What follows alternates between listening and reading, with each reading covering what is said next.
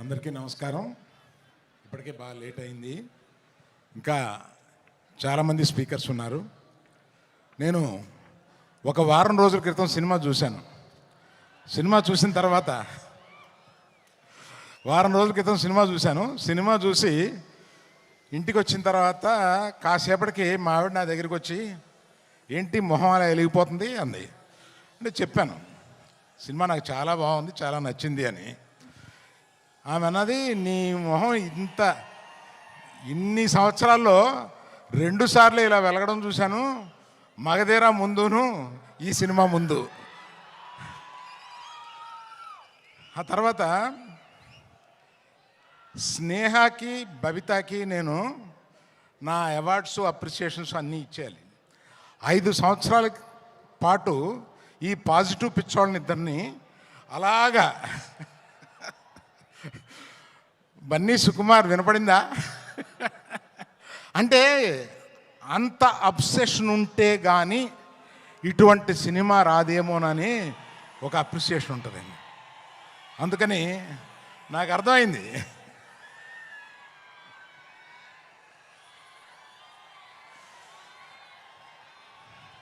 తర్వాత ఈ సినిమాలో మా హీరోయిన్, అంటే మేము గీతా గోవిందంలో పరిచయం చేసిన హీరోయిన్ ఇవాళ ఆ రోజే చూపించేసింది తన టాలెంట్.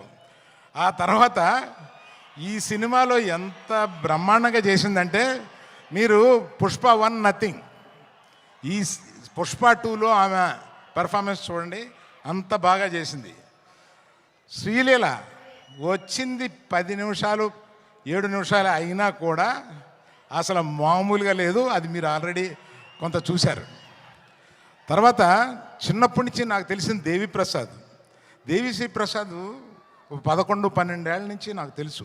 ఆ నాన్నగారు నా స్నేహితుడు. ఆయన ఎక్కడి నుంచో మనల్ని ఈరోజు దీవిస్తున్నాడు. ఆ దేవిప్రసాద్ ఈరోజు ఇన్ని సంవత్సరాల పాటు కంటిన్యూస్గా ఇన్ని హిట్స్ ఎలా కొడతావురా బాబు అని అడిగితే కూడా ఎవరు చెప్పగలరు దానికి. అలాగా మన ఎవరిని, last but not the least, ఇండియాలో ఇవాళ ది బిగ్గెస్ట్ బ్యానర్ ఇస్ మైత్రి.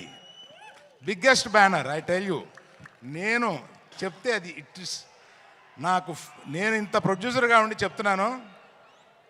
మన నవీను, రవి, మన సిఇఓ చెర్రీ గారు, వీళ్ళ ముగ్గురు కలిపి ఎలా పనిచేస్తారో నాకు అర్థం కాదు. ఇన్ని పనులు ఎలా చేస్తారో అర్థం కాదు, ఇన్ని సినిమాలు ఎలా చేస్తారో అర్థం కాదు, ఎక్కడ ఒక కంప్లైంట్ ఉండదు. They are the best. అందువల్ల ఇంకా ఎవరైనా మర్చిపోయి ఉంటే క్షమించండి. చాలా టైం అయిపోయింది కదా, ఇంకా మాట్లాడాల్సిన 5-6 మంది ఉన్నారు. అందులో బన్నీ సుకుమార్ మాట్లాడతారని మీరు వచ్చారు మమ్మల్ని. So all the best to every one in this film who has, sorry cameraman, cinematographer, I love you for being in the film so long with patience and giving such a quality. Thank you. Bye.